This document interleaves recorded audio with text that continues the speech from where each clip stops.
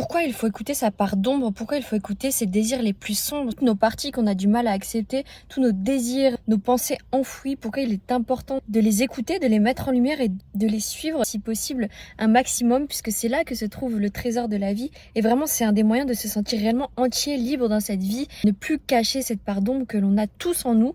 On a 50% de lumière, 50% d'ombre, et c'est seulement en utilisant ces 50% d'ombre qu'on sera capable de se sentir pleinement entier, pleinement vivant.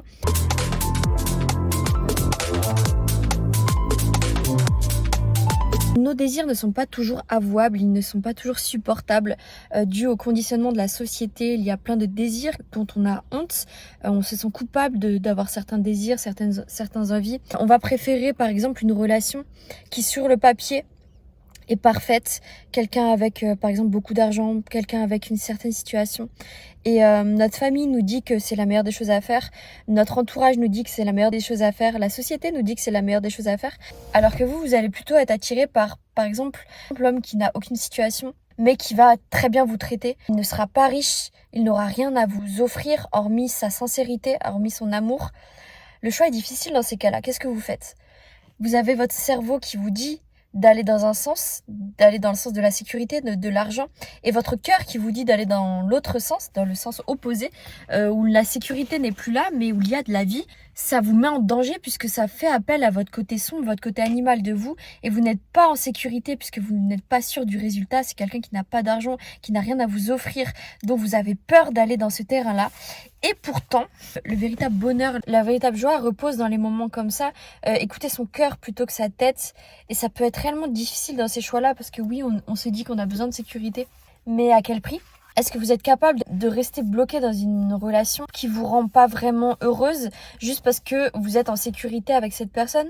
C'est totalement ce que je me suis dit ces temps-ci. J'avais le choix entre quelqu'un qui avait une bonne situation et quelqu'un qui avait absolument rien à m'offrir à part sa sincérité et son amour.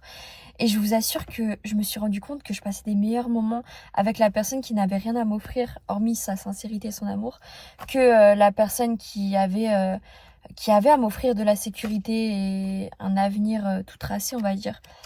Et je me suis beaucoup posé la question, pourquoi on était comme ça? Pourquoi on choisissait le côté un peu dangereux de la vie? Oui, il y a cette recherche d'intensité dans les émotions, j'en parle dans d'autres de mes vidéos. On a absolument besoin de faire ressortir notre côté sombre que l'on répresse depuis peut-être des années et des années. Si vous n'avez pas l'occasion d'exprimer vos désirs, tout ce qui est enfoui en vous, ça va ressortir dans vos relations. Peut-être que vous allez être en relation toxique avec des pervers narcissiques ou autres, comme ça a été mon cas pendant une dizaine d'années. En fait, c'est juste votre partie sombre de vous, vos frustrations, qui essayent de se faire un chemin à vous, qui essayent de se mettre en lumière, parce que vous ne vous sentirez jamais pleinement épanoui si vos frustrations, votre zone d'ombre n'est pas totalement mise en lumière. Si vous ne vous connaissez pas à ce niveau-là, vos émotions vont ressurgir de toute façon quoi qu'il arrive. Donc autant le faire de manière consciente, avec notamment le shadow work. Vous pouvez télécharger également le guide que je vous ai fait dans les liens en bas de la vidéo. Mais voilà, on se retrouve avec une guerre entre le mental et le cœur. Au fond de vous, qu'est-ce qui vous rend le plus vivant? Ça me rappelle une histoire où j'étais allée dans un parc avec un ami avec qui je m'entendais très bien mais qui était assez sombre, c'était un scorpion. Mais on était allé dans un parc et c'était le genre de mec très sombre en fait. Et moi ça me faisait un peu peur à l'époque puisque j'avais cette image lisse de moi-même, cette image parfaite que je voulais absolument garder. Son côté sombre me faisait peur, ça me faisait peur de voir qu'il acceptait des désirs que moi je pensais inavouables. Ça me faisait peur de voir qu'il acceptait de donner au sexe une importance que moi j'arrivais pas à donner alors que j'en avais peut-être envie, mais c'était des choses qui étaient à l'époque réellement tabous. Et vraiment j'appréciais ce côté-là de lui parce que ça me permettait de mettre en lumière ce côté sombre que moi je me permettais pas de me donner. Et on était allé se balader dans un parc et il m'avait amené dans un coin, le coin le plus sombre du parc où il n'y avait pas de lumière, il n'y avait plus de chemin, c'était carrément la forêt. Et enfin c'était vraiment, en plus il commençait à faire nuit donc c'était vraiment très très bizarre. Et je lui disais que ça m'étonnait pas qu'il m'emmène là parce que ça faisait flipper en fait, ça faisait trop peur. Et je lui disais que moi je préférais l'endroit où il y avait de la lumière et que tout était parfait, où l'herbe était tondue. Et là il m'a sorti une phrase qui reflète encore en moi. Il m'a dit que oui, peut-être que là-bas tout était parfait, mais dans le côté sombre il y avait plus de vie. À méditer. Et c'est vraiment à méditer parce que c'est dans le côté sombre que l'on vit pleinement, c'est dans le danger que l'on vit pleinement. La vie est dangereuse, il faut être courageux pour vivre, on ne peut pas vivre de manière non dangereuse puisque de toute façon on va mourir, donc ça sert à rien d'être trop préoccupé par le fait de se sentir en sécurité, par le fait de se sentir tout le temps dans notre zone de confort. Savoir que l'on va mourir peut-être demain, peut-être dans 3 ans, peut-être même plus, je l'espère. Savoir que l'on va mourir nous permet de nous recentrer sur le fait que c'est le moment présent qui est le plus important, que nos choix devraient être définis de par le moment présent. Qui êtes-vous à ce moment précis?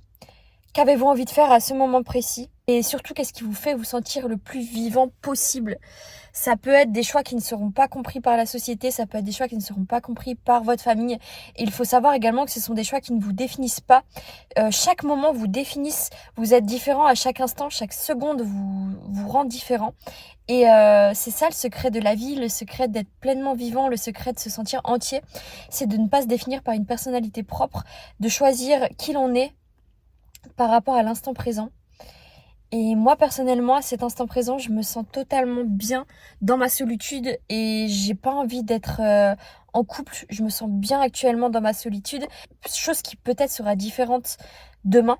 Et j'accepte ce côté-là de moi malgré le fait que mon entourage me dit qu'il faut absolument que je me mette en couple, que la société me dit qu'il faut absolument que je me mette en couple. Oh, je suis bien à ce moment même, je suis alignée avec moi-même en étant seule, en étant dans la solitude, en profitant du coucher de soleil au Portugal. Surtout, vivez votre vérité. On est là pour peu de temps, donc il est important de s'écouter, de savoir ce qui nous rend heureux et de profiter. Je vous retrouve très vite pour une prochaine vidéo. Surtout, abonnez-vous, ça me rendrait vraiment service. Parce que je suis pas rémunérée pour ces vidéos, donc ça me prend du temps. Donc je vous fais de gros bisous et à très vite pour une prochaine vidéo.